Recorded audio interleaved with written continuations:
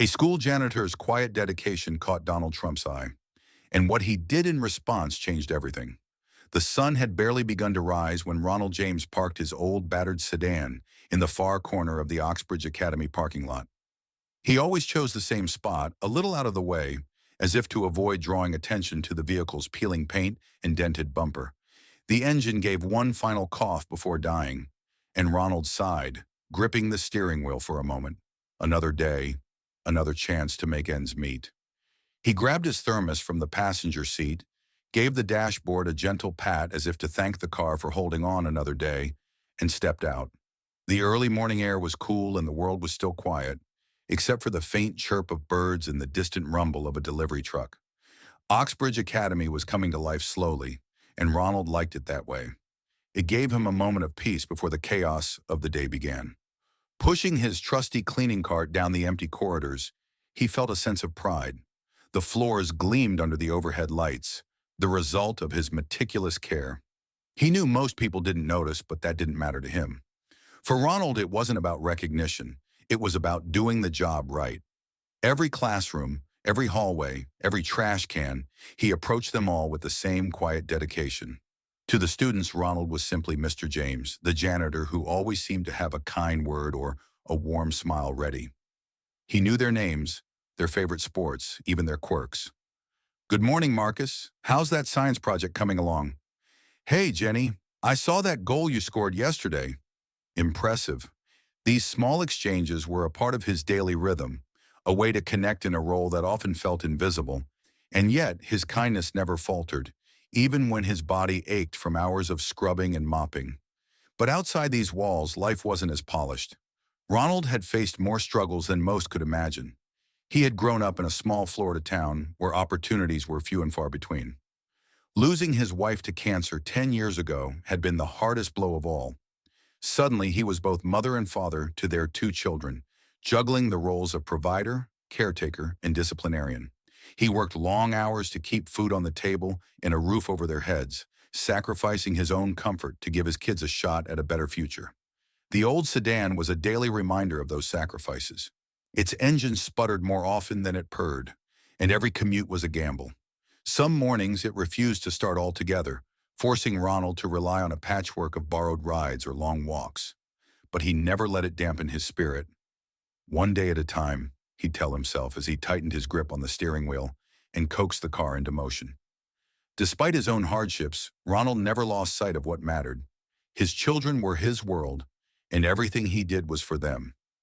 He dreamed of seeing them succeed in ways he never could, and that dream kept him going, even on the hardest days. Unbeknownst to him, Ronald's quiet resilience and unwavering kindness hadn't gone unnoticed. One person in particular, Donald Trump, had been paying close attention. Trump, fresh from his historic victory as President of the United States, made it a point to visit schools around the country to connect with communities. During one of these visits to Oxbridge Academy, Trump had observed Ronald James. To most, Trump was a towering figure, a man of immense power and influence. Yet behind his public persona was a sharp eye for the unsung heroes of everyday life. Trump saw things that others missed, and during his visit, he had been watching Mr. James. It started with little observations. The way Ronald always greeted everyone with a smile, even when he looked tired. The careful way he went about his work, ensuring every detail was perfect.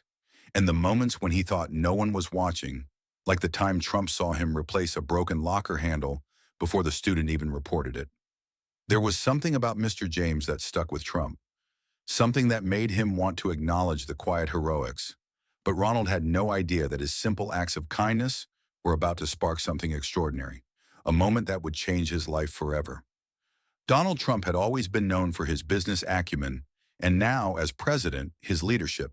However, he was also keen on recognizing the everyday contributions of ordinary people. While his peers in politics focused on grand policy announcements, Trump often found himself connecting with the community, appreciating the small acts of service. He wasn't uninterested in the big picture, just deeply thoughtful about the individual stories that made up the nation's fabric. One day after observing Ronald's dedication, Trump decided to approach him. He caught Ronald by the lockers, fixing a broken hinge that no one else seemed to notice. "Hey, Mr. James." Trump said with a friendly nod. "You're doing an amazing job here." Ronald glanced up, utterly shocked to see the President of the United States speaking to him. "Well, hello there, Mr. President," he said with a grin, his voice trembling slightly. "I think I've got this, but thank you for noticing." Trump lingered, watching as Ronald finished the repair. "You're always fixing things," Trump remarked. "Do you ever get tired of it?" Ronald laughed, a deep, genuine sound that seemed to carry the weight of his years. "Oh, sure, but someone's got to do it, right? Besides, there's something satisfying about making things work again." That conversation was the first of many. Over time, Trump began to learn more about Mr. James. He learned about his two kids, how his son dreamed of becoming a mechanical engineer and his daughter wanted to be a teacher. He heard stories of Ronald's late wife, the love of his life, and how her loss had shaped him into the man he was today. Ronald never complained, but Trump could hear the undertone of exhaustion in his voice, the subtle hints of the sacrifices he made daily to provide for his family. One day, Trump asked the question that had been on his mind since that moment by the lockers. "Mr. James, why don't you get a new car? That one looks like it's ready to give up on you." Ronald chuckled, shaking his head. "A new car, huh? Well, those things cost money, Mr. President, and money is not something I've got a lot of. Besides, as long as it gets me where I need to go, it's good enough for me." But Trump couldn't shake the thought. The more he learned about Mr. James, the more he felt the weight of his story. Ronald James wasn't just a janitor. He was a father, a mentor, and an unsung hero of the school. He quietly poured his heart into everything he did, asking for nothing in return. It didn't sit right with Trump.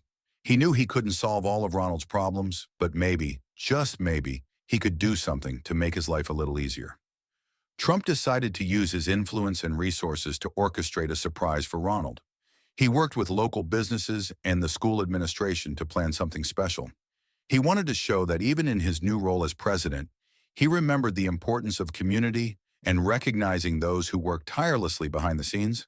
The plan was to surprise Ronald during the next school assembly, which was scheduled for the following Friday. Trump coordinated with the school to keep the event under wraps.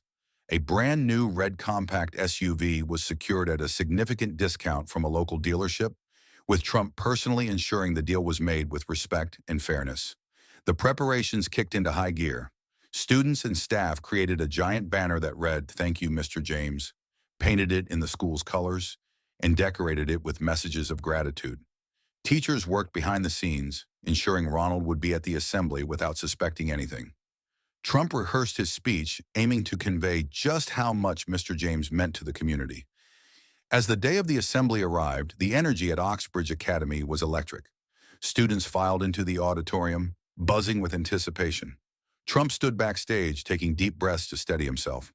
He glanced out at the crowd and saw Mr. James quietly taking a seat near the back, looking as unassuming as ever. The sight filled Trump with a sense of purpose. This wasn't just about a car. It was about honoring a man who had given so much to everyone without ever asking for anything in return. But as the curtains rose and the room fell silent, Trump wondered, would Mr. James truly understand how much he meant to all of them? Friday morning felt like any other day to Ronald James. The air was crisp as he parked his old sedan in its usual spot at the far end of the Oxbridge Academy parking lot. The engine wheezed and groaned before finally giving in with a sputtering halt. Ronald sat for a moment, taking a deep breath, mentally preparing for the long day ahead. His morning routine was predictable: mop buckets, floors to polish, and classrooms to tidy. He loved the rhythm of it. Though hard work never bothered him, it was his way of keeping things in order, even when life outside the school walls felt chaotic. But today was different, even if Ronald didn't know it yet. Around mid-morning, as Ronald wheeled his cleaning cart down the hallway, the voice of the headmaster came over the intercom. "Good morning, students and staff. Please report to the auditorium for a special assembly. We look forward to seeing you all there."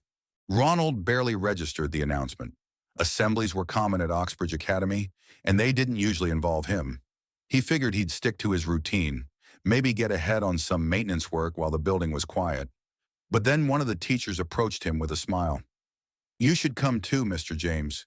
You're going to want to see this." Reluctantly, he followed the flow of students and staff toward the auditorium.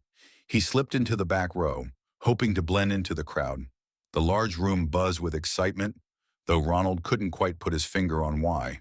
He watched as the headmaster took the stage, greeted by enthusiastic applause. The headmaster spoke briefly, welcoming everyone, and explaining that today's assembly wasn't about academics or announcements. It was about celebrating a member of their community.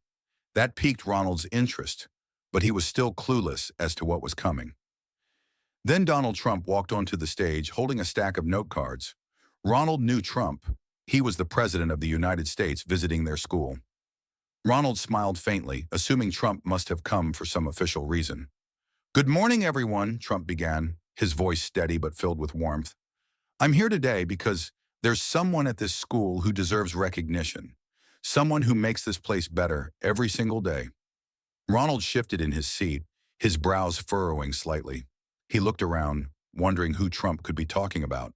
"I'm talking about Mr. James," Trump continued, and the room erupted in applause. Ronald froze, completely caught off guard. His hands gripped the edges of his chair as he stared at the president on stage. Trump smiled at the crowd, waiting for the noise to die down before continuing.